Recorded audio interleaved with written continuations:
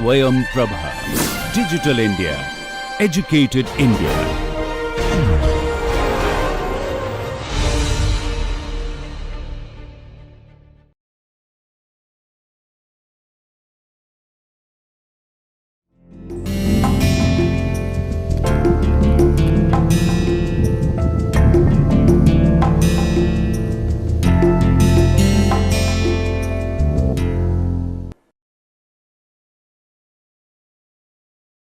Dear students, you are welcome in this lecture. In this lecture, we are going to discuss sulfur in soil, means dynamics of sulfur in soil and different sulfur containing fertilizer. Besides this, we will also discuss micronutrient fertilizers. The specific objectives of this lecture are to learn the status, forms and availability of sulfur in soil, to describe the composition and properties of sulfur and certain micronutrients fertilizers. Let us have a look at some difficult words.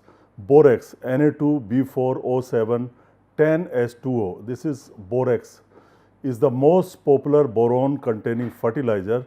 For most crops, 15 to 20 kilogram borax per hectare is applied at the time of sowing or transplanting in cases if it is deficient. Copper chelates. Copper chelate is copper EDTA, a stable complex of cupric ion and an organic ligand like EDTA is a good source of copper and can be used as foliar spray. Copper frits. A frit is a mixture of silica and fluxes which are fused at high temperature to make glass. Copper frits are melted glass particles containing measured quantities of copper. Like copper chelate, we have iron chelate also, a complex in which a ferric or ferrous iron is linked through an organic ligand like EDTA, ethylene diamine tetraacetic acid, to form a ring structure.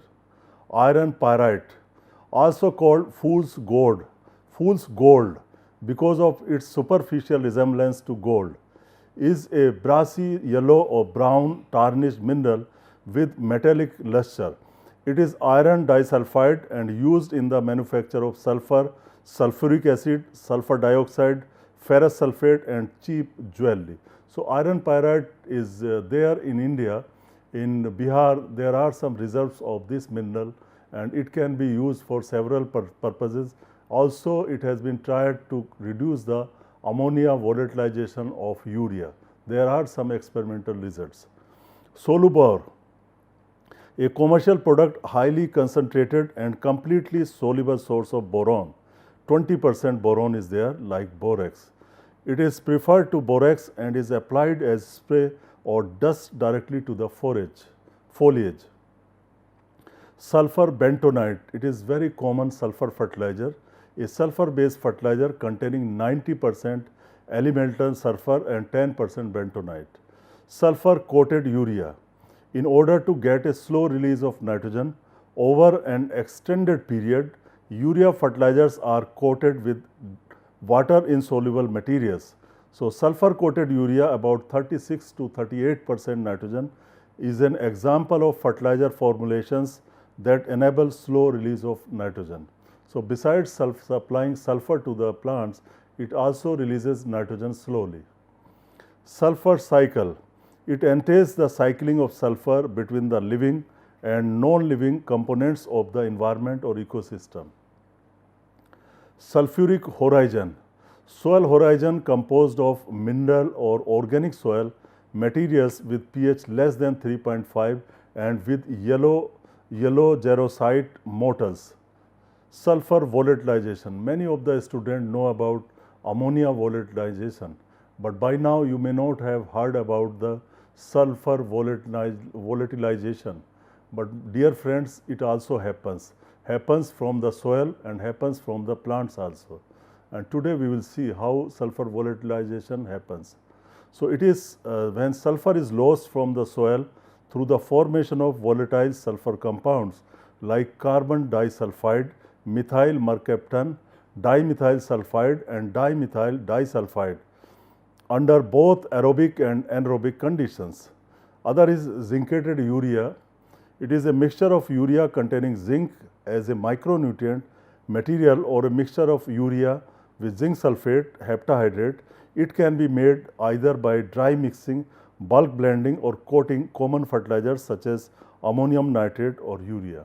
And zincated urea should contain at least 2% zinc according to fertilizer control order, and it is very much there in the fertilizer control order. And coating of zinc oxide can also be done to produce zincated urea. Now let us see dynamics of sulfur in soil, how it behaves, what are the forms and how it is oxidized or how it is mineralized. All these details now we are going to look into. Sulfur deficiency was of little practical importance decades ago because of considerable supply from the atmosphere and widespread use of sulfur containing fertilizer such as single superphosphate and ammonium sulfate. So these days we experience sulfur deficiency in many parts of the country, and mainly because of reduced atmospheric deposition of sulfur and reduced use of sulfur containing fertilizers like ammonium sulfate or single superphosphate. Because of these reasons, now sulfur content in soil is declining, and also some leaching issues are also there with sulfate leaching. However, sulfur deficiency has developed rapidly in recent years as the atmospheric input have declined and high analysis sulfur-free fertilizers have dominated the product pattern use. Before, farmers were using single superphosphate, but now farmers have switched over to DAP, diammonium phosphate. This SSP was supplying sulfur also, calcium also, besides phosphorus, but this DAP supplies only phosphorus and nitrogen. So by default, sulfur is not going to the soils. The problem has become significant and soil sulfur deficiencies have been reported in more than 70 countries. About 9.5 million tons of sulfur are currently applied as fertilizer worldwide. So very good quantity of sulfur fertilizer is being used in the world. And in India also we are getting response in many crops, response in cereals, response in oil seeds, response in pulses. Under many situations now sulfur application is recommended in Indian situation. For example, for rice generally 20 to 40 kilogram sulfur per hectare is recommended. Now soil sulfur is present in organic and inorganic forms, although more than 90% of total sulfur in non-calcareous surface soils exist as organic sulfur. Rather, I can say that most of the sulfur in soils exist in organic forms. Also some mineral form sulfur is there. Solution and adsorbed sulfate represent readily plant available sulfur. Sulfur cycling in the soil plant atmosphere system is similar to nitrogen in the both, as the both have gaseous components and their occurrence in soils is mainly associated with organic matter. The sulfur content of soils is usually lower than that of calcium and magnesium. It is in the range of milligrams per kilogram or parts per million rather than the percentage. In the soil, sulfur occurs in organic and inorganic forms. In many soils, the organic sulfur may be 75% or more of the total sulfur. Tropical soils generally contain less sulfur than do soils in temperate regions because of their lower organic matter content, and it is rapid rate of decomposition.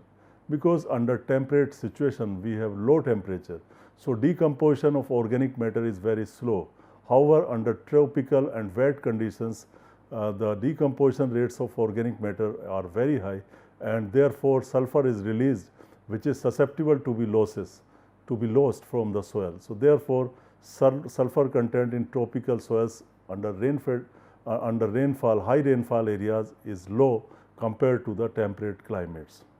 In a survey of sulfur in tropics, an average value of 106 milligram per kg sulfur for a wide range of tropical upland soils has been reported by Blair 1979, which is well below the 200 or to 500 milligram per kg sulfur reported for non-least temperate soils in the United States.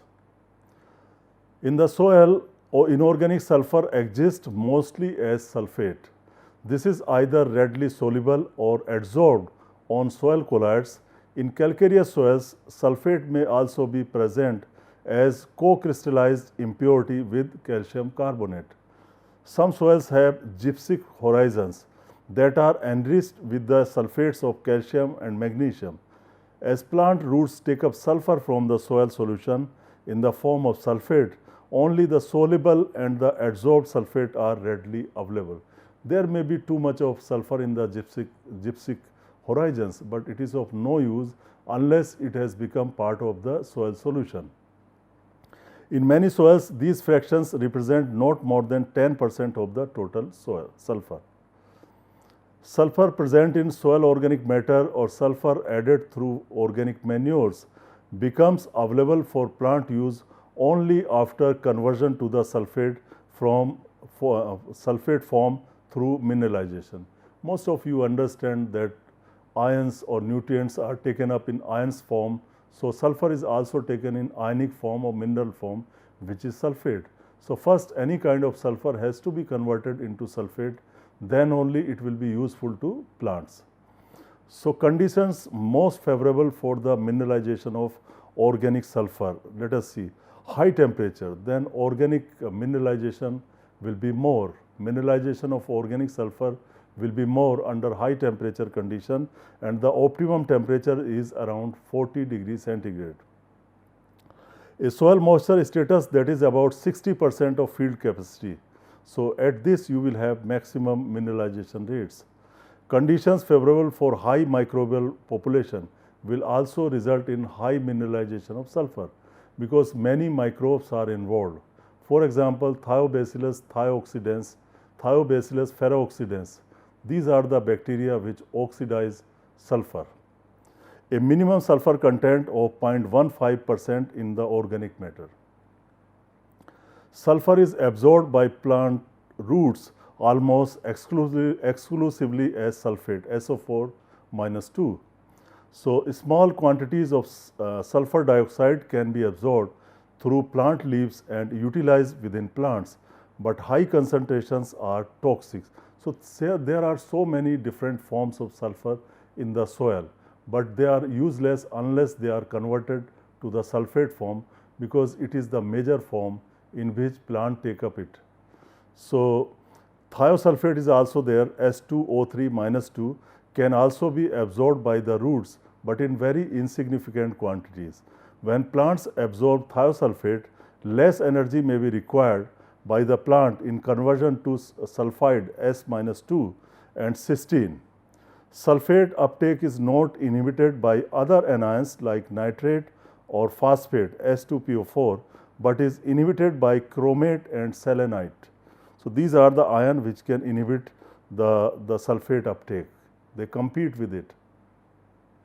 Now, see this sulfur cycling in soil, and it is telling mineralization, immobilization and all process of sulfur that are happening in the soil.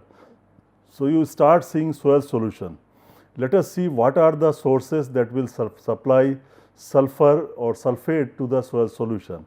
So, fertilizer, if you are using fertilizer as elemental sulfur or sulfate fertilizer like potassium sulfate or some other sulfate fertilizer or S2O3 fertilizers, so they can enter the soil solution. So, this is one way. Other way could be organic matter. Organic matter can be added, which will also add sulfur, inorganic sulfur after its mineralization. So, plant material and animal residues are added into the soil, and readily decomposable residue composed of 10 to 20% and less than 10% is microbial biomass, and stable humus is 70 to 90%. So, this is what sulfur distribution will happen, and then if you have supplied the sulfur in the solution, this will be converted into different forms, and it can be converted into by immobilization it can be converted into some fixed form of sulfur, or can be converted or resynthesized by microbes into organic form. So, such kind of reactions are happening in the soil, where this immobilization and mineralization are the two main activities in this. Now, you see the forms of sulfur. Solution sulfate, this is the most important form of sulfur which is taken up by the plants. So, sulfate is transported to roots by mass flow and diffusion. In soils containing more than 5 ppm sulfate or 5 milligram per kg soil, total sulfur requirement of most crops can be supplied by mass flow. So, therefore, mass flow is the main mechanism for the transport of sulfur. Solution concentration of 3 to 5 ppm sulfate is sufficient for most crops, although some high sulfur crops like rapeseed, canola, alfalfa, broccoli, etc. require higher solution sulfur. Sandy, low organic matter soils often contain 65 ppm sulfate. Except for soils in dry areas that may have accumulations of sulfate salts, most soil contain less than 10% of total sulfur as sulfate. Now, large seasonal and year-to-year fluctuations in sulfate can occur due to the influence of environmental conditions on organic sulfur mineralization, downward or upward movement of sulfate in the soil water, and sulfate uptake by the plants. Sulfate content of soils is also affected by the application of sulfur containing fertilizers and waste, and by sulfate deposition in precipitation and irrigation. Sulfate can be readily leached through the soil profile. Increasing the quantity of percolation water increases potential sulfate leaching. Leaching losses are lower in acid soils with appreciable exchangeable Al+3, and AEC is anion exchange capacity to absorb sulfate ion. So, after this solution sulfate, you see the next form is adsorbed sulfate. Some of the sulfate can be adsorbed to the positively charged areas of the colloids. So, adsorbed sulfate is an important fraction in highly weathered humid region soils containing large amount of aluminum and iron oxides. Many ultisols, red yellow podzol, and oxysol, that is letosol, soils contain up to 100 ppm adsorbed sulfate in subsoil and can significantly contribute to sulfur nutrition of plants as root growth progresses. Third form of sulfur in soil is reduced inorganic sulfur. Sulfides do not exist in well aerated soil. Under waterlogged anaerobic conditions, H2S is hydrogen sulfide, accumulates as organic matter decays or from added sulfate. Sulfide accumulation is limited primarily to coastal regions or dominated by saturated submerged soil. So, H2S injury can also happen. It can be toxic to certain plants, like rice is grown. When rice you grow under waterlogged conditions, in those conditions sulfur is reduced, means sulfate is reduced to H2S, hydrogen sulfide, and it can cause some disease or some phytotoxicity to the rice. In Japan, they call the name Akiochi. Akiochi disease in Japan is caused by H2S injury in rice. So, characteristic rotten egg scent of H2S is readily detected. Similar reactions also occur under paddy rice culture. In normal submerged soils well supplied with iron, H2S hydrogen sulfide liberated from organic matter is almost completely removed from solution by reaction with ferrous to form ferrous sulfide, which undergoes conversion to pyrite FeS2. If H2S is not subsequently precipitated by iron and other metals, it escapes to the atmosphere. So, quite good chemistry of sulfur in soils. Now, have a look at organic sulfur. There is a close relationship between organic carbon, total nitrogen, and total sulfur in soil, because all these three are mostly confined to the organic matter. The CNS, carbon, nitrogen, and sulfur ratio in most well drained non calcareous soils is about 120:10:1.4, means 120 part is carbon, 10 part is nitrogen, and 1.4 part is sulfur. So, you can see very small fraction of sulfur is there in the organic matter. So, differences in CNS ratio between soils are related to variation in soil forming factors, that are parent material, climate, vegetation and topography. The nitrogen is to sulfur ratio in most soils fall within the narrow range of 6 to 8 is to 1. The organic sulfur fraction governs the production of plant available sulfate. Three groups of organic sulfur compounds in soil include HI reducible sulfur, C bonded S and residual sulfur. So let us have a look on these three forms. Number one is HI reducible sulfur. It is soil organic sulfur that is reduced to H2S. H2S is hydrogen sulfide by hydroiodic acid HI. The sulfur occurs in ester and ether compounds that have COS, carbon oxygen sulfur linkages. For example, aryl sulfatase, alkyl sulfates, phenolic sulfate, sulfated polysaccharides and sulfated lipids. HI reducible sulfur represent 40 to 60% of total organic sulfur. This is the major part. Number two is carbon bonded sulfur. It occurs as sulfur containing amino acid, that is cysteine and methionine, accounting for 10 to 20% of the total organic sulfur. Residual sulfur represents the remaining organic sulfur fraction and generally represent 30 to 40% of total organic sulfur. Now let us see sulfur mineralization and immobilization. This is very important part of this lecture. Kindly listen it attentively. Sulfur mineralization is the conversion of organic sulfur to inorganic sulfate, and immobilization is the reverse or opposite reaction where similar to nitrogen mineralization. So here you see nitrogen, this amino acid has come from proteins. So this amino acid reacts with water. In the presence of oxygen and heterotrophs, it is converted into sulfide S-2 plus carbon dioxide plus ammonical ion. And you can see the reaction, complete reaction, and the sulfate is produced and plus 2H ions are released. Any factor that affects microbial activity influences sulfur mineralization and immobilization, like moisture content, temperature, organic matter. All these factors will affect immobilization as well as mineralization. When plant and animal residues are returned to the soil, they are digested by microorganisms, converting some organic sulfur to sulfate. However, most sulfur remains as organic sulfur and eventually becomes part of soil humus. You have seen in the cycle how it has become part of humus, which is very stable form.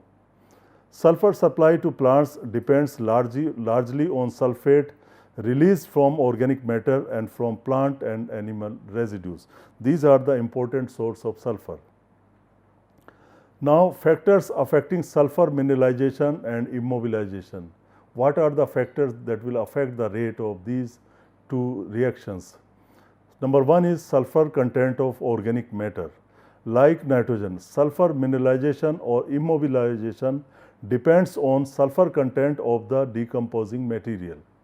Generally speaking, if the ratio of carbon to sulfur is narrow, if it is less than 200:1, then mineralization is going to be dominated. If the ratio is between 200 to 400 carbon is to sulfur ratio, then there will not be no change, means both will happen equally. There will not be any gain of anything. And if the ratio is more than 400:1, then immobilization is going to happen. That means the narrower the ratio, mineralization will be there, availability of sulfur will be more. Wider the ratio, immobilization will happen and availability will be less. So, a smaller amount of sulfate are liberated from low sulfur containing residue. If your residue contain more sulfur, then the release will be more. Fresh organic residues commonly have carbon is to sulfur ratio of about 50:1.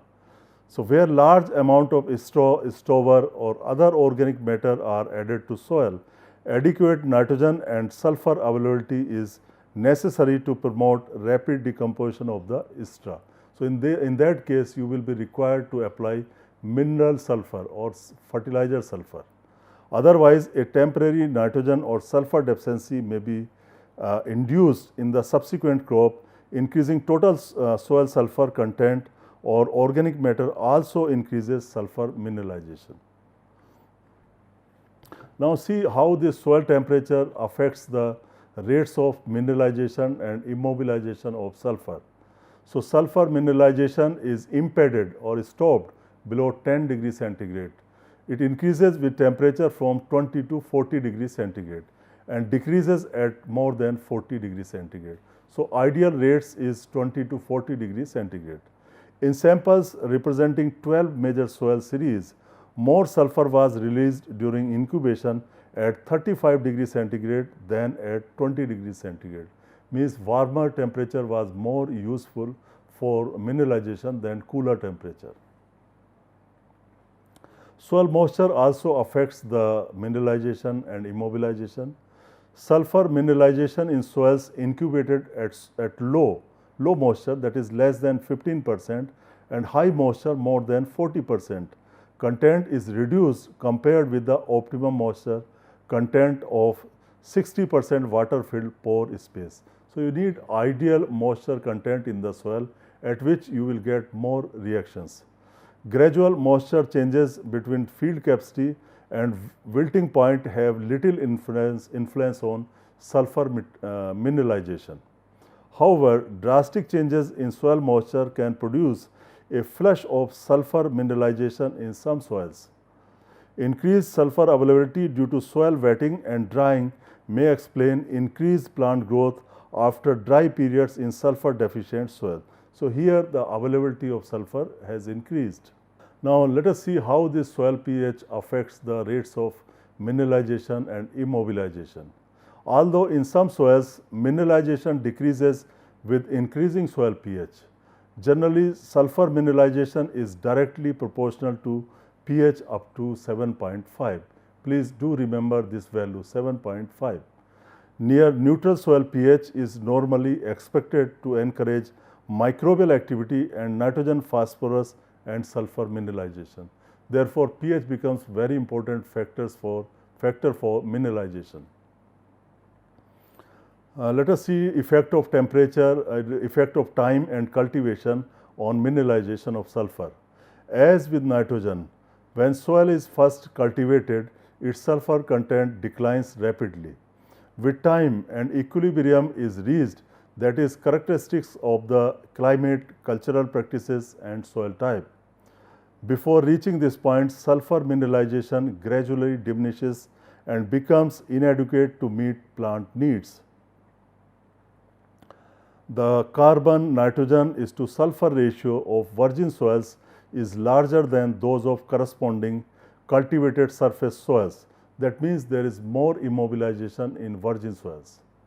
Reduction of this ratio with cultivation suggests that sulfur is relatively more resistant to mineralization than carbon and nitrogen, or that losses of organic carbon and nitrogen are proportionately greater than sulfur. And sulfatase activity, this is an enzyme which is very important for this reaction. As much as 50% of total sulfur in surface soils may be present as organic sulfur esters. Sulfatase enzymes hydrolyze sulfur esters to release sulfate by, see this reaction, in the presence of water, the sulfatase converts it into sulfate form. Ester sulfates are natural substrates for sulfatase enzymes in soil. Sulfur volatilization. Volatile sulfur compounds are produced through microbial transformation under both aerobic as well as anaerobic conditions. Where volatilization occurs, the volatile sulfur compounds are dimethyl sulfide, CH3S, CH3, you see methyl is 2 times CH3 in the beginning and in the end. Carbon disulfide CH2, methyl mercaptan CH3SH and dimethyl disulfide CH3SS CH3, and CH3S CH3 accounts for 55 to 100% of sulfur volatilized. It is the main compound. In low organic matter soils, sulfur volatilization is negligible and generally increases with increasing organic matter content. The amount of sulfur volatilized represent very small fraction, that is less than 0.05% of the total sulfur present in soil and is relatively insignificant under field conditions. So, no matter of worry, but as a student you should know that these kind of reaction also happen in soil where sulfur is lost in volatile compound form. And see, sulfur is also lost directly from the plant leaves, from the shoot part, from the aerial part of the plants. Like ammonia, volatile sulfur, that is in the form of sulfur dioxide and hydrogen sulfide H2S, evolves from plant leaves. It directly lost from the plant leaves. Losses are generally small, 0.3 to 6% total plant sulfur, with higher levels observed under high sulfate nutrition. Volatile sulfur released by plants may affect the palatability of forage plants to grazing animals. This is the limitation or issue. Sulfur losses from forages when they are dried in haymaking or pelleting might also influence quality and palatability. Now, let us see some practical aspect of sulfur transformation. Crops grown on coarse texture soils are generally more susceptible to sulfur deficiency because these soils often have very low organic matter content, that is less than 1.2 to 1.5%, and sulfur is directly related to the presence of organic matter or content of organic matter. Sulfur availability generally increases with increasing organic matter content, and added sulfur can be immobilized in some soils, particularly those that have high C/S or high N/S ratio. In contrast, sulfur mineralization is favored in soils with a low C/S and N/S ratio. Leaching losses of sulfate can be especially high on coarse texture soils under conditions of high rainfall or irrigation. Under such conditions, sulfate containing fertilizers may have to be applied more frequently than on fine texture soils or under low rainfall conditions. In more humid regions, a fertilizer containing both S0 is your normal sulfur, elemental sulfur, and sulfate may be required to extend the period of sulfur availability to the crops. Now, let us have a look on sulfur fertilizers. Like elemental sulfur, it is written as S0. Sometimes you can simply say S or sulfur. So, elemental sulfur is a yellow water insoluble solid. When finely ground, sulfur is mixed with soil and it is oxidized to sulfate by soil microorganism Thiobacillus. The effectiveness of sulfur in supplying sulfur to plants compared with sulfate depends on particle size, rate, method and time of application and environmental conditions. For example, your particle size, smaller the particle size, greater is the oxidation and greater is the conversion to sulfate, or faster is the conversion. So, sulfur oxidation rates increase with decreasing particle size. As a general rule, 100% of sulfur must pass through a 16 mesh screen and 50% of that should pass through a 100 mesh screen. When finely ground sulfur or sulfur is mixed with soil possessing a high oxidizing potential, it is usually just as effective as other sulfur sources because it is quickly converted to the sulfate. However, to assure adequate sulfur availability, sulfur should be incorporated into the soil as far ahead of the planting as possible. Normally 1 month before planting or sowing is advised. Application of high sulfur rates with increased surface area exposed to sulfur oxidizing organism which would increase plant available sulfur in sulfate form. Uniform distribution of sulfur particles throughout the soil will provide greater exposure to oxidizing microorganism and minimize any potential problems caused by excessive acidity.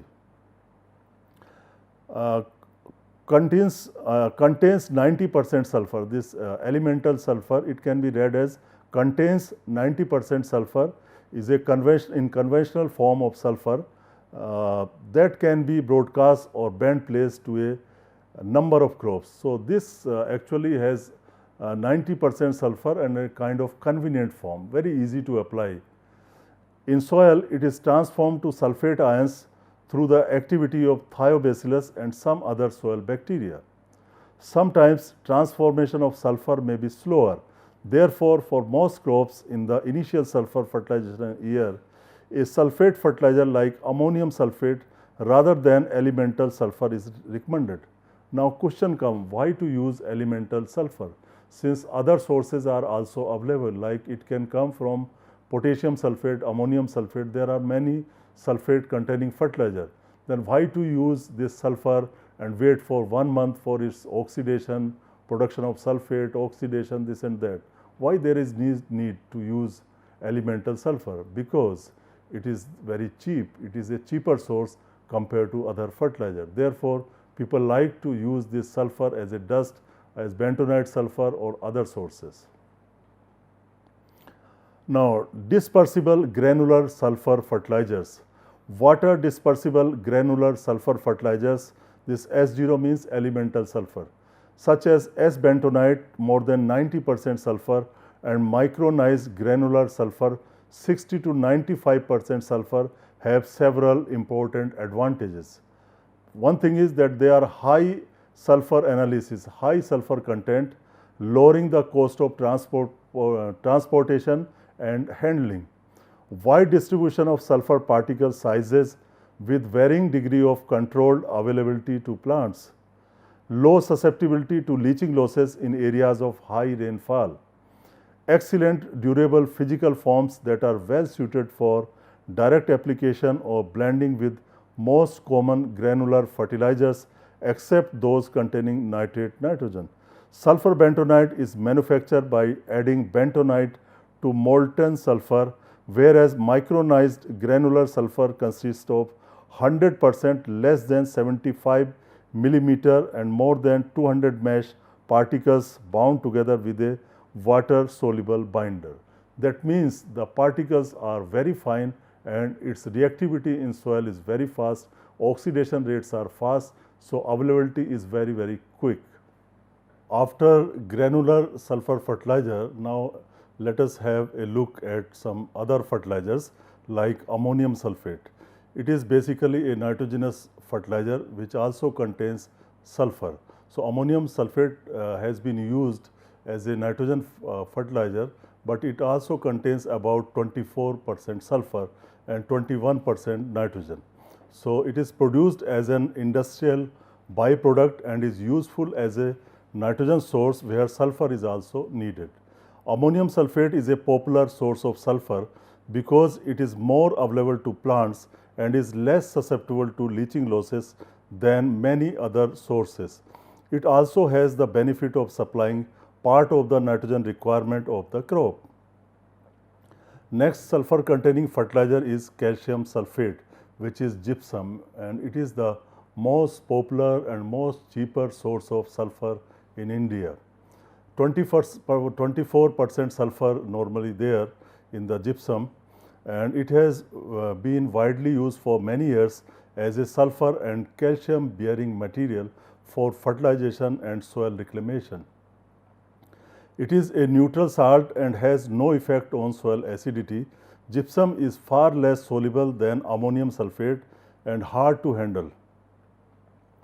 Next source is single superphosphate SSP.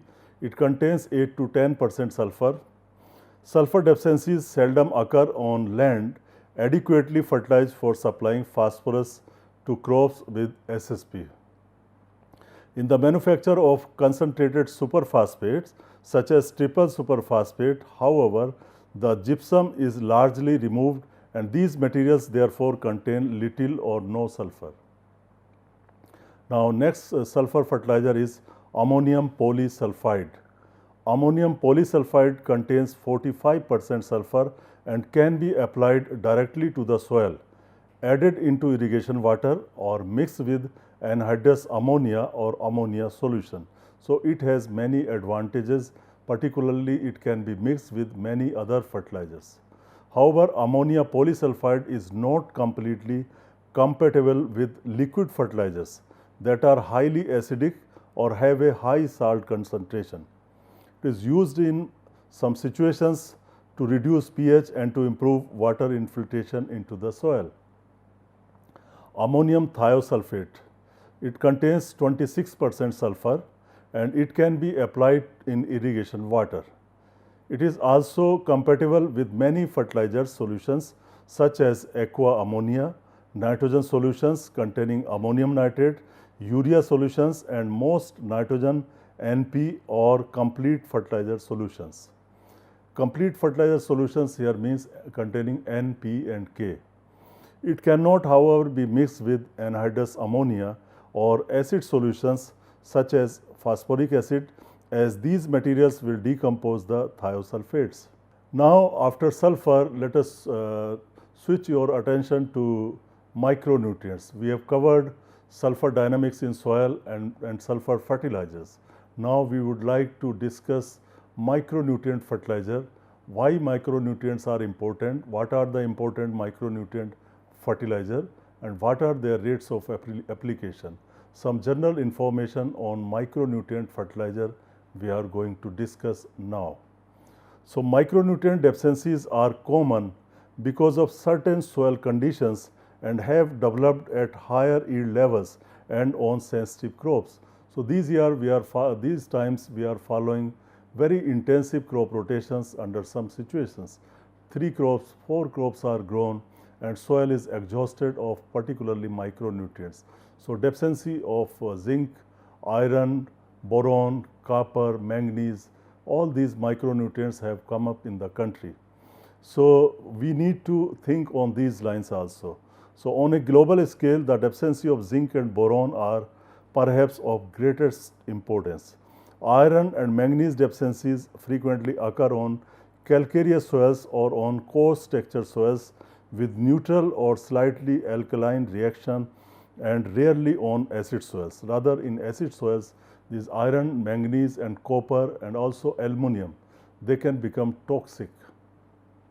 In certain areas, molybdenum deficiencies can even impair the establishment of legume pastures and lessen the potential gains from biological nitrogen fixation. On strongly acid soils, there may even be problems of micronutrient toxicity. Now, dynamics of micronutrients. Micronutrients in the soil are present in a number of forms and fractions. In a general way, these can be described as follows. In the soil solution, like soluble form, they are immediately available. On the exchange complex, these are exchangeable nutrients, available pool and replenishes soil solution. If uptake is there from the soil solution, it will be replenished from this pool. Adsorbed on soil surfaces and in inorganic compounds, available pool, replenishes soil solution. In organic matter and in living organism, available on mineralization, means they have to undergo mineralization, then only this nutrient will be made available. In primary and secondary minerals like potential medium long term sources. The nutrient ions in the soil solution are available immediately. As in the case of most nutrients, this very minute quantity by itself is unable to meet the total crop needs. It is in a dynamic equilibrium with the exchangeable and adsorbed forms which sustain the soil solution and replenish it continuously as the nutrients are taken up by plant roots. Now, micronutrient sources and characteristics. Now, we will discuss what kind of fertilizers are available to supply different micronutrients. For example, iron. So, it is usually applied as a foliar spray in the form of chelates such as FeEDTA 9% iron or FeEDDHA. It contains 6% iron. For soil application, FeEDHA has the advantage that it is more stable in neutral soil. However, we also get similar response from iron sulfate, which is also called as ferrous sulfate. Ferrous sulfate can be sprayed depending upon the crop from 0.5% to 2%. It varies from one crop species to other crop species and with the stage also. For example, in rice at early or seedling stage, one can spray 0.5% solution of ferrous sulfate. If it is a trilling stage or some advanced stage, 2% spray of iron sulfate is tolerable. Manganese deficiency occurs mainly in slightly acidic to neutral soils. Both manganese sulfate and MnEDTA are the sources. So, these are the two important sources, and manganese sulfate can be applied foliar spraying 0.5%.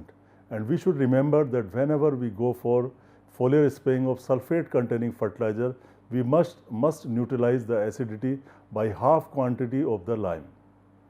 Then copper deficiency may most easily be corrected for a long period by soil application as copper sulfate or oxide, etc. Chelates or neutralized copper sulfate, that is 25% copper, are suitable for foliar spraying of deficient crops. Next micronutrient, and rather most important micronutrient, is zinc, usually applied to deficient crops as a foliar spray of zinc sulfate. Example, 23% zinc is there in zinc sulfate, or if it is zinc sulfate heptahydrate, then it contains 21% zinc, and EDTA is also available for foliar spray. Usually zinc sulfate heptahydrate is recommended for spraying. However, monohydrate is also there in the market, which contains about 33% zinc. Then chloride, normally there is no deficiency of chloride in Indian soils, and most of the times farmers apply muriate of potash or KCl, potassium chloride, which contains 47 to 48% chloride. So, therefore, there is no need for applying chloride from outside. Boron. Boron as a prophylactic treatment for crops with high demand, soil application is recommended, and borax can be used, and two kind of borax are available. One contains 11% boron and other contains 22% boron, and needs vary widely, the rate depending on the crop. Normally it is 0.5 to 2 kg per hectare boron. The rate of application of boron are very small. We need to take care, we should never exceed these limits, otherwise boron will become very toxic. Next is molybdenum, as molybdenum availability is very low under acid soils, so required in only very small amounts and involved in the fixation of nitrogen. So, foliar spray of molybdenum can be done. And nickel, there is no shortage of nickel at present in India. There is no question of any application of nickel. However, it is essential plant nutrient. Then cobalt has recently been considered for addition as the 18th essential nutrient for plants, but has not been officially accepted or recognized. It is in pipeline. Someday, who knows, it will become also essential plant nutrient, and there is no issue of cobalt deficiency because it is used as a beneficial element, particularly for legume nitrogen fixation. Now, see sources of iron fertilizer and their content of iron, how much nutrient percentage is there, because this will decide the application rate. Therefore, every person should know what is the content of the nutrient in different micronutrient fertilizer. So, starting for iron fertilizer, the most common is ferrous sulfate heptahydrate, and it contains about 19% iron, and if it is FeSO4 4H2O, it contains 23% iron. Ferric oxide contains 77%, ferrous oxide contains 77% iron, ferric oxide contains 69% iron, and ferrous ammonium phosphate contains 29%, and so on. So, you can see the iron content of initial 2-3 fertilizer is important. As a student, you need to remember these values. Now, see the rate of iron application in vegetables. If iron chelates are used, then 0.5 to 1 pounds per acre can be used, and if you want the results in kg per hectare, then multiply pounds per acre values by 1.12. So, 1.12 is the conversion factor for converting pound per acre to kg per hectare, and it is applied as foliar spray. Next is in citrus, iron chelate, the rate of application is 12 to 24 gram per tree foliar spray. Similarly, in field beans, iron sulfate 1 pound per 30 liter gallon water is foliar spray. So, likewise you can see the rate of application of iron fertilizers. So far soil application is concerned, there is normally no response to soil application of iron fertilizer. We have tested in rice and up to 100 kg iron sulfate per hectare, but there is no response in rice to iron application, because what happens, particularly under aerobic conditions, it is immediately converted to ferric form, and ferric form of iron is not preferred by the plants. Most of the plants, particularly rice plant, prefer ferrous form. So, therefore, there is no response to soil application of ferrous sulfate. Better to go for foliar application of nutrient in case of iron. Now, zinc, there are number of fertilizers are available like zinc sulfate 35% zinc, zinc oxide 78% zinc, zinc carbonate 52%, zinc phosphate 51%. So, these are the important fertilizers world over which are used to supply zinc, and zinc can be applied through soil application as well as through foliar application. In rice wheat system, for example, one is not knowing exactly what is the status of zinc and some deficiency is there, then 20 to 25 kg zinc sulfate per hectare is recommended for those situations. See the examples of zinc management for selected crops. For example, in corn, it can be 4 to 10 pound per acre of zinc sulfate or zinc oxide, and method of application is broadcast. Particularly for zinc oxide, it is better to go for broadcast application, because zinc oxide is very slowly available. So, it should be applied broadcast, and 1 to 2 pound per acre if you are using zinc chelate. If you use zinc chelate, they contain very efficient zinc, they are efficient source of the zinc. So, the quantity of zinc chelate is much less than the fertilizer zinc sulfate, and it should be banded. It should come in the minimum contact of volume of the soil. In sorghum, the rates can be 3 to 9 pounds per acre for zinc sulfate or zinc oxide, and method of application is broadcast. Similarly, if you are using zinc chelate, then rate of application is 1 to 2 kg. Anywhere, most of the time, the rate of zinc chelate is 1 to 2 pounds per acre, and it should be banded, used in bands. For soybean, it is 2 to 3 pounds per acre zinc sulfate, and method of application is broadcast. And if it is zinc chelate, then rate of application is 1 to 2 kg, and it should be banded. It should be applied in bands. And then for rice, the rate of application is 7 to 10 pounds per acre zinc sulfate or zinc oxide could be the source, and then broadcast pre-plant. And remember, these rates of the fertilizer are in zinc form. For example, if I said 1 to 2 kg zinc chelate, it is not zinc chelate. Zinc chelate is the source, but through this zinc chelate, you are giving 1 to 2 pound per acre of zinc. Now, see some copper fertilizers. In some cases, there is some deficiency of copper in Indian soils. Particularly, copper deficiency is sometimes observed in Bihar in wheat crop. So, there foliar application can be adopted to manage that kind of deficiency. In copper deficiency, we have seen that there is sterility of spikelet, means live or there is a grain filling is reduced. You will get more unfilled spikelets there in the wheat. So, in this case, copper sulfate is the most common fertilizer, and formula is CuSO4 5H2O, and copper sulfate contains about 25% of copper.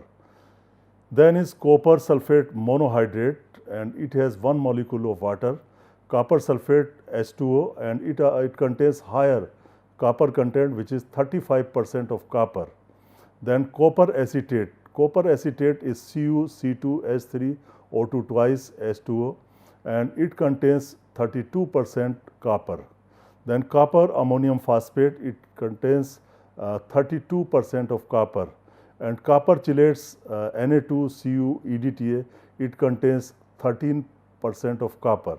See, the concentration of copper is less in copper chelate, and also there may be less rate of application, because these are efficient sources. Sources also differ in efficiency. Some sources are more efficient, some are less efficient.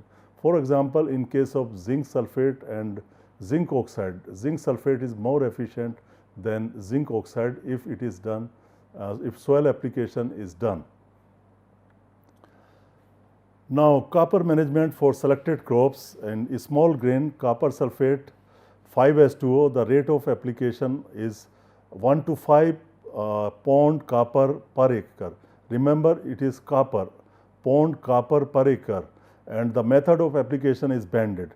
If it is copper oxide, then 3 to 12 pound copper per hectare, and it should be broadcast. So, see, if we are changing the rate of the fertilizer source, then we are also changing the rate of application because of differences in their content and also efficiency. Copper chelate, very small quantity, just 0.5 to 2 pounds copper per acre, which may be almost same kilograms per hectare, because conversion factor is just 1.12, and it needs to be banded. Copper chelates 0.1% solution, very small quantity is required for foliar application.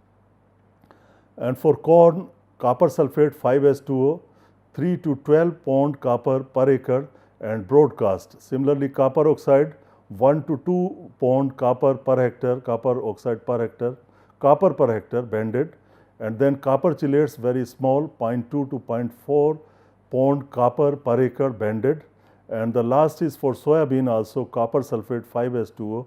The rate of application is 2 to 4 if it is broadcast, and rate of application is just 1 to 2 pound copper per acre if it is banded. So, it is very simple that method of application can also affect the rate of application. If you are following some efficient method like banding of copper fertilizer, then you need less fertilizer. If you go for broadcasting of the fertilizer, you need to add more of copper in this situation. Now, see different manganese fertilizers. Manganese sulfate is 1 MnSO4 4H2O. It contains 26 to 28% manganese. Manganese oxide MnO2 41 to 68% manganese. It is very rich source of manganese. And then manganese chloride MnCl2 17% manganese. Natural organic less than 0.2. Manganese chelates Na2MnEDTA contains 5 to 12% manganese. Manganese polyflavonoid 5 to 7% manganese, and manganese lignin sulfonate 5% manganese.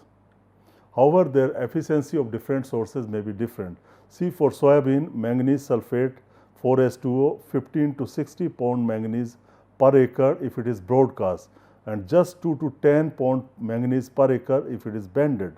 Similarly, for sugar beet, manganese sulfate 4H2O 20 to 80 pound manganese per acre. The rate of application are very high for sugar beet, and broadcast is the method. For onion, manganese sulfate 4H2O 25 to 40 pound manganese per acre, and method is broadcast. Now, you see, for boron, it is the borax. Borax is the most common source, Na2B4O7 10H2O. It has 11% boron, and boric acid has 17% boron. Dear student, please remember this concentration of boron in these 2 or 3 fertilizers. It is usually asked in quiz examination. So, you get prepared and attentive to this. And there are, of course, many other sources and rates of application of boron. You can go through the details, and some molybdenum fertilizer like ammonium molybdenate, sodium molybdenate. Ammonium molybdenate contain 50% molybdenum, and sodium molybdenate contains 39% molybdenum. Similarly, the rate of application of molybdenum are very insignificant, very small. You see, the average is just 0.03 to 0.15. It is with respect to molybdenum, pounds per acre. So, if you convert it into the fertilizer, it may be little higher.